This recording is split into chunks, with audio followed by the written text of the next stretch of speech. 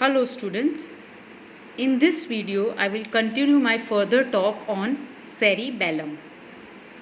This is the continuation of my previous videos on cerebellum, and in this video I will proceed further my talk, and first I will talk about cerebellar nuclei.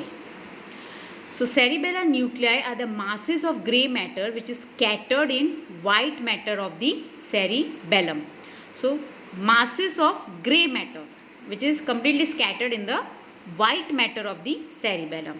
Now nuclei, when we consider neuroanatomy, means it is clusters of neurons. Okay, clusters of neurons is the nuclei. 4 nuclei present in the cerebellum are fastigial nuclei, globusus nucleus, emboliform nucleus and dentate nucleus. Okay, so these are the nuclei which are present: nucleus fastigii, nucleus globosus, nucleus dentatus and nucleus emboliformis. So these are the 4 nuclei present in the cerebellum. We'll talk about the first, that is the fastigial nuclei. Phylogenetically, that is as per evolution, it is the oldest cerebral nuclei. Most oldest is the fastigial nuclei. It is placed near the midline on the roof of the fourth ventricle. Now we all know fourth ventricle is present in between the pons and the medulla oblongata. So it is the most oldest cerebellar nuclei, okay, and it is placed near the midline on the roof of the fourth ventricle. So on the roof of the fourth ventricle is present your nucleus fastigii. Okay, so the location you have to remember, the roof of the fourth ventricle. The next is the globusus nucleus. It is situated lateral to the nucleus fastigii. So this is nucleus fastigii, and lateral to the nucleus fastigii is globusus nucleus. This is fastigii and lateral to this is globusus. Yes, you can see this is lateral to fastigii. Okay, it is also known as nucleus globosus. The next nuclei is the emboliform nucleus, also known as nucleus emboliformis. It is below nucleus fastigii and nucleus globosus. So it is below nucleus fastigii and nucleus globosus. So nucleus emboliformis is present below nucleus fastigii and nucleus globosus. The last nuclei, that is the dentate nucleus. It is also called as nucleus dentatus. It is the largest cerebellar nucleus. As it is crenated, it is called dentate nucleus. See, it is crenated. Okay, you can see the shape, crenated shape. Okay, you can see here, this is the crenated shape. So that's why it is known as dentate nucleus. It is situated lateral to all the nuclei. So it is situated lateral to all other nuclei. So it is most laterally to all other nuclei. You can see here, this is most laterally to all other nuclei. Whether you take fastigii, you take globusus or you take emboliformis, it is most lateral. This red color, dentatus nucleus, is most lateral to all the nuclei. Okay, so first was the fastigii nuclei. It is phylogenetically oldest cerebellar nuclei. It is placed near the midline on the roof of the or on the top of the fourth ventricle. Okay, it is also known as nucleus fastigii. The next nucleus is nucleus globosus. It is situated lateral to the nucleus fastigii and it is also known as nucleus globosus. The next is emboliform nucleus. Okay, this is emboliform nucleus, blue color, also known as nucleus emboliformis. It is also known as nucleus emboliformis.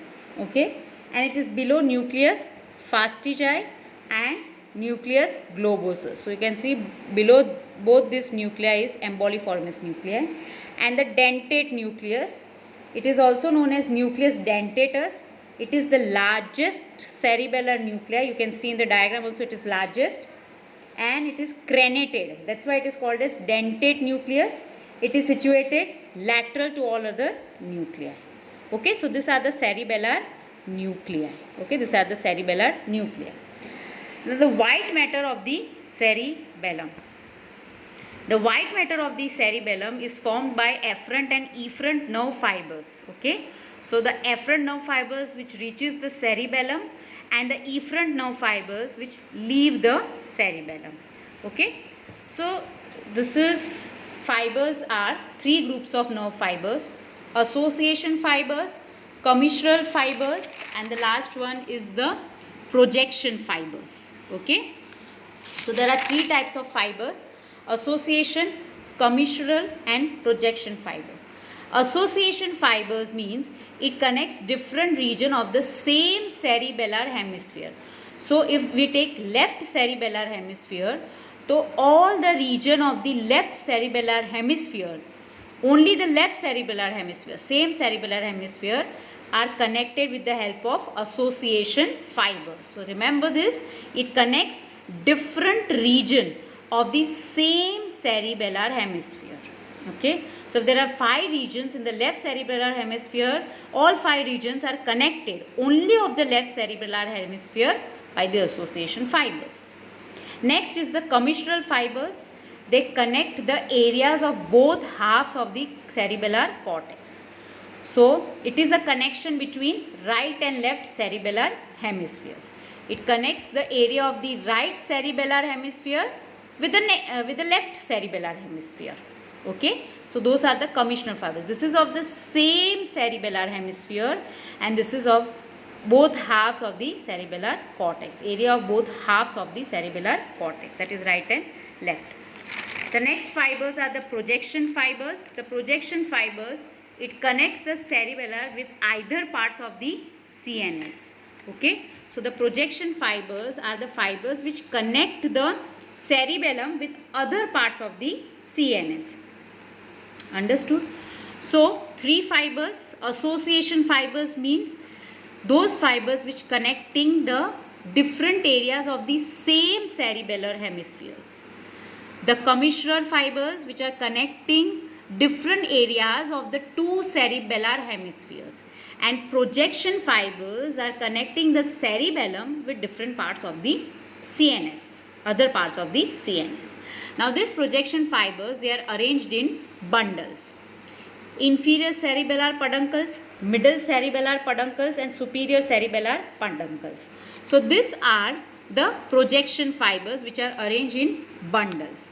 So this is superior peduncle, middle peduncle, inferior peduncle. This is the midbrain, this is the pons, this is the medulla. So these are the cerebellar peduncles which has the projection fibers which are connecting the cerebellum with other parts of the CNS. Okay. So first we'll talk about the inferior cerebellar peduncle. This peduncle means a stalk-like structure. Now, between cerebellum and medulla oblongata. So inferior cerebellar peduncle is between the cerebellum and medulla oblongata. It is also known as restiform bodies.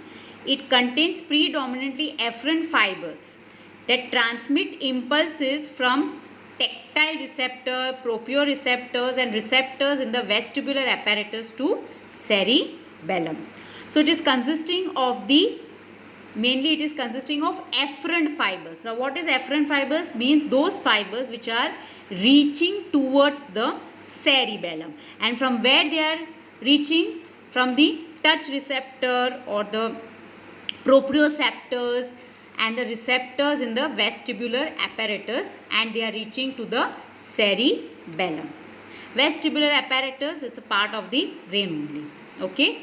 So inferior cerebellar peduncle, if you see, again I repeat, it's one of the projection fibers which connects the cerebellum with other parts of the CNS. Now inferior cerebellar peduncle is present between the cerebellum and the medulla oblongata. Okay, it is also known as restiform bodies. It contains predominantly which fibers? The afferent fibers which are reaching to the cerebellum, and from where they are reaching? They are reaching from tactile receptors, that is touch, proprioceptors and receptors in the vestibular apparatus. So this is the inferior peduncle. Next we'll talk about the middle cerebellar peduncles. It is between the cerebellum and the pons. It is also known as brachia pontis. Predominantly contains afferent fibers. Okay. Most are commissural fibers which connect the areas of both the halves of the cerebellar cortex. So this is the middle peduncle and it is present between the cerebellum and the pons. Yes, it is present between the cerebellum and the pons. It is also known as brachia pontis. Brachia pontis. It predominantly contains which projection fibers? Afferent fibers, and this most are commissural fibers. And what is commissural fibers? Which are connecting the two halves of the cerebellar cortex. Okay, so those are the commissural fibers. That is the middle cerebellar peduncle. The last one is the superior cerebellar peduncle. It is also known as brachia conjunctivae and is predominantly contains efferent fibers. Okay, so superior peduncle, this is the superior peduncle. Okay, it is also known as brachia conjunctivae and predominant contains efferent fibers. What are efferent fibers? The efferent fibers are those fibers which leave from the cerebellum to the various parts of the CNS. Okay, and you can see it is present between the midbrain and the cerebellum.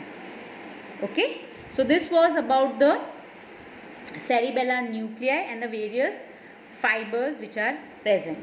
Okay, the association fibers, the commissural fibers and the projection fibers and the peduncles. Okay, we'll proceed further. What is vestibulocerebellum? It is also known as archicerebellum. It is connected to vestibular apparatus, so also known as vestibulocerebellum. So it is connected to vestibuloapparatus. So that's why it is known as vestibulocerebellum. Okay.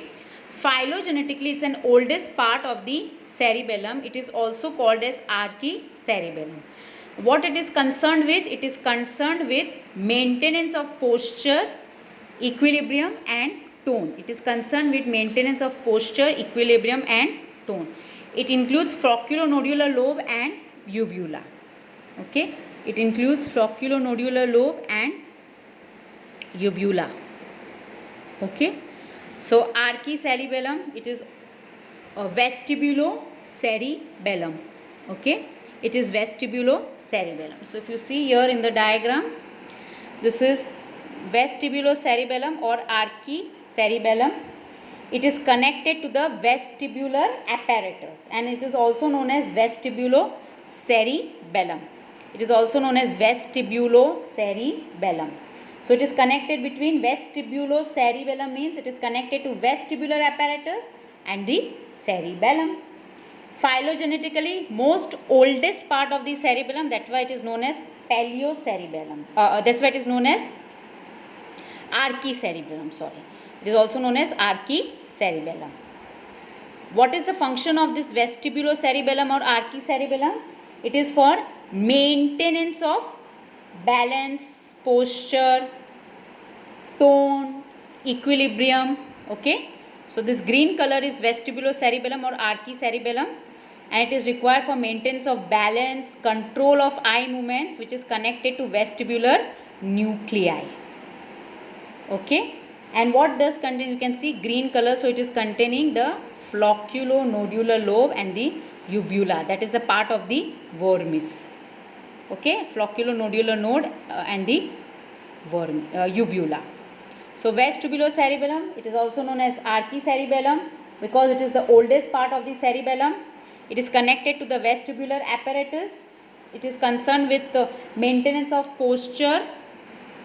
It is concerned with maintenance of posture, equilibrium and tone, control of eye movements, balance, and it is connected with vestibular nuclei and it includes the flocculonodular node, this green color, and the uvula.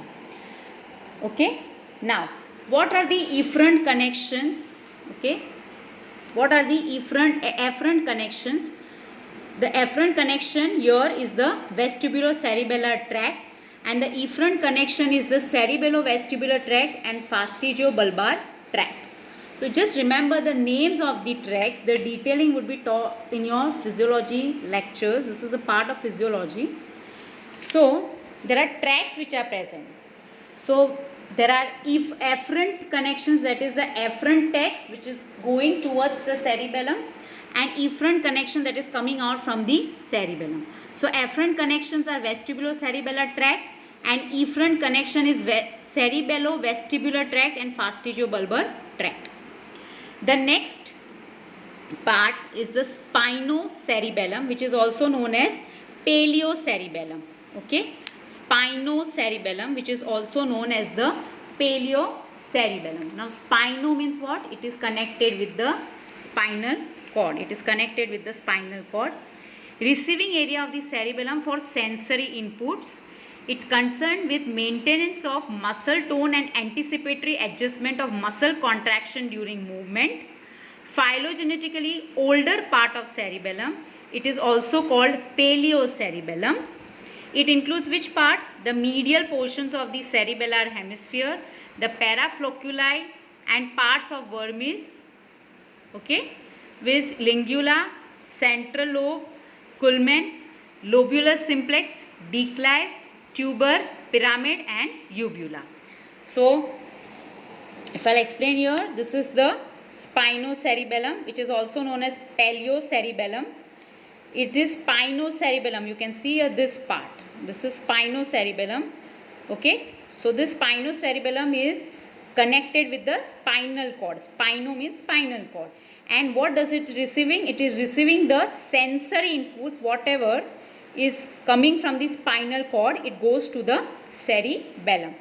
What is its main function? Regulation of muscle tone, coordination of skilled voluntary movements, and it is connected to spinal cord.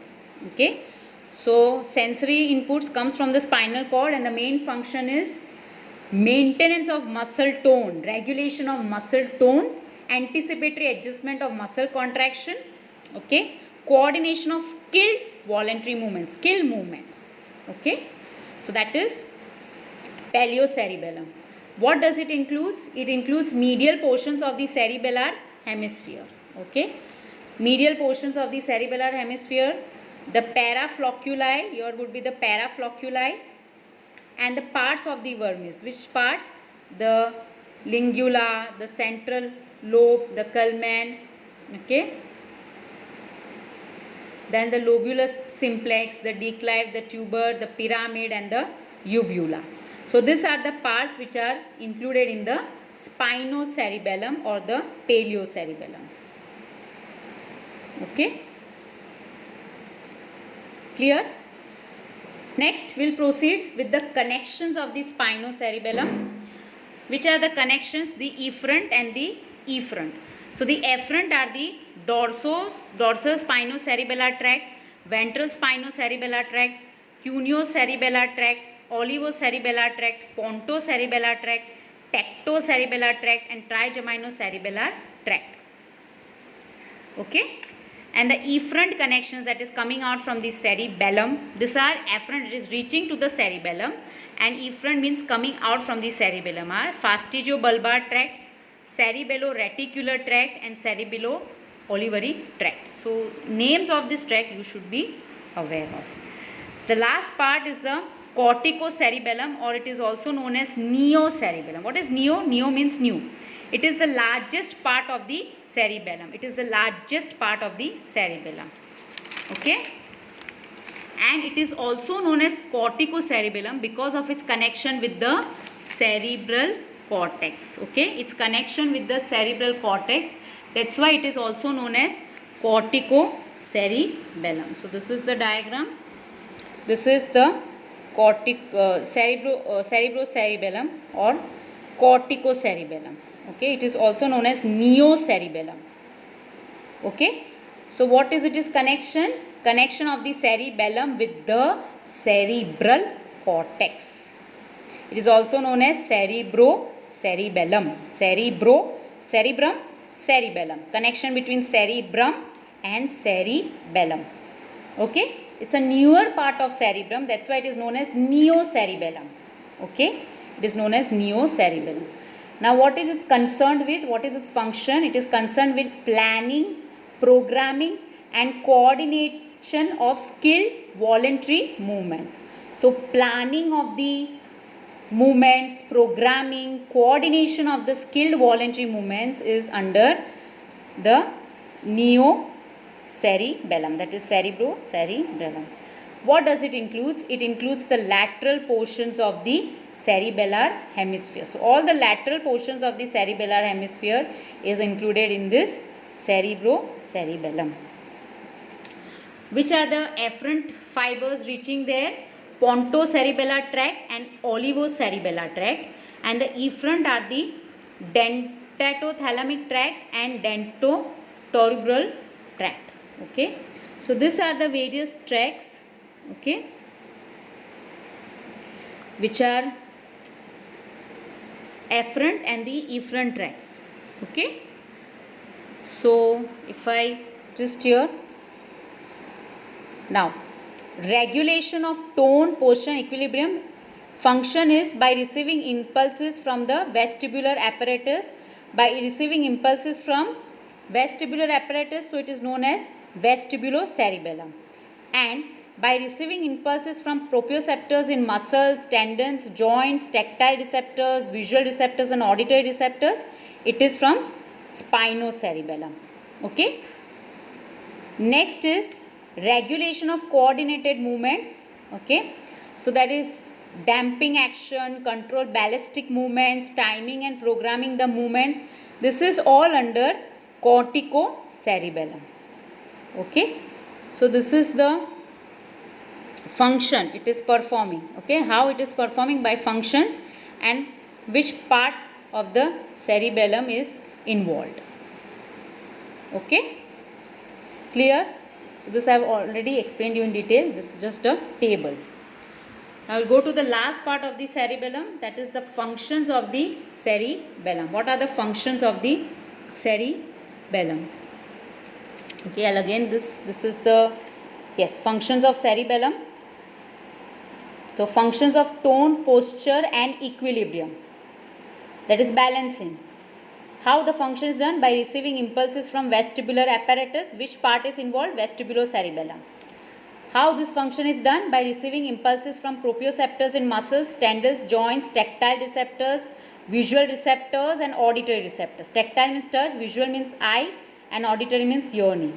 So all these sensory receptors are active, and the which part is spinocerebellum, from spinal cord to the cerebellum. A regulation of coordinated movements, so there is involvement of corticocerebellum or neocerebellum. There is damping action, control of ballistic movements, balancing, timing and programming the movements. Okay, so this is an important chart. Okay, please remember whatever I said. The last part is the functions of the cerebellum. Okay, so same regulation of tone, balancing, posture, you don't get imbalanced gait, equilibrium by receiving impulses from proprioceptors in the muscles, the tendons and the joints. I hope you all know what is the meaning of proprioceptors. Okay, you must have studied in physiology.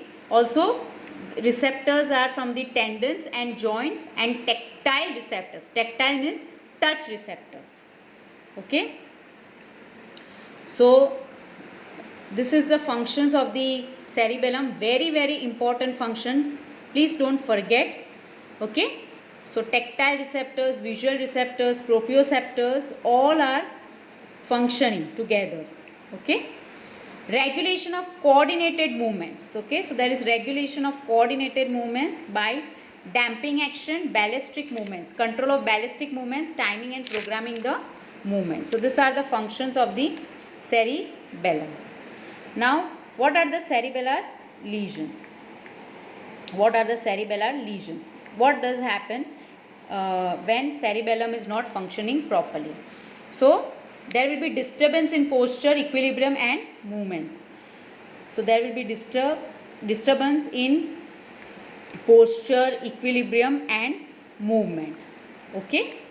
So when the functioning of cerebellum is not done, okay, so it leads to disturbance in posture, equilibrium and movements. Okay, so when the tactile receptors or the visual receptors or the auditory receptors or the proprioceptors. Now what are the proprioceptors? The receptors which responds to position and movement, those are known as the proprioceptors. So the receptors which responds to position and movement are the proprioceptors. Okay, so when all these are not functioning, not properly functioning, and there is some problem in the cerebellum, so it will lead to disturbance in posture, equilibrium and movements. Posture means you are not standing or walking properly. Equilibrium, there is no balance, the movements are affected. Now disturbance in tone and posture. So you know, tone of the muscles are there. Okay, atonia means loss of tone of muscles. Hypotonia means reduction in the tone of muscles, that is hypotonia, reduce in tone of muscles. Now whenever there is disturbance in the equilibrium, so whenever there is disturbance in equilibrium, so what will happen? While standing, the legs are spread to provide a broad base and body sways side to side with oscillations of the head. So whenever the equilibrium is lost, so how the person will stand? The legs are apart, the two legs are very apart, okay, to provide balance. So there is two legs are very apart from each other, and the whole body is moving side to side, and there is oscillations, oscillatory movements. You know what is oscillatory movements? From center, then again here, then center, then again right, left, then center, then again left, then center, then right. So these are the oscillation of the head. So this is when the disturbance of equilibrium happens while standing. While moving, the gait would be staggering and drunken like gait. So what will happen? The person will not able to stand properly also, as well as not able to move properly. While moving or while walking, there will be drunken gait, staggering gait, as if the person will fall. And while standing also, there will be as if the body will be moving side to side, and there will be oscillations of the head, and the legs are spread to provide a broad base. Now whenever there is disturbance in movement, so we saw disturbance in tone, disturbance in equilibrium, and when there is disturbance in movements. So ataxia is lack of coordination of movements, that is known as ataxia. Asynergia means lack of coordination between different group of muscles, such as protagonist, antagonist and synergist. This you all know, I will not explain in detail of this. So asynergia is lack of coordination between different group of muscles. So that is asection and asynergia. Okay, not synergistic. Okay, so there is no coordinated movements between different group of muscles, that is protagonist, antagonist and synergist. Asthenia. Asthenia means weakness, slowness and easy tiredness of the muscle. Fatigability means tired. Whenever you do little work also, then the person gets very tired. This is seen in myasthenia gravis. Okay, asthenia, weakness, slowness and easy fatigability of muscles. Even doing little work also, the muscles get tired and weak. The patient has to rest. Okay, the next is the dysarthria. Dysarthria means disturbance in speech. Okay, next is nystagmus, to and fro movements of the eyeballs. Okay, next is aphasia, unsteady voluntary movements. So unsteady voluntary movements, okay, which is not steady. So these are unsteady voluntary movements. Dysarthria is disturbance in speech, and nystagmus, as you all know, to and fro movements of the eyeballs. Okay, so these are the applied anatomy of the cerebellar lesion. Okay, with this we finish the topic of the cerebellum. Thank you, students.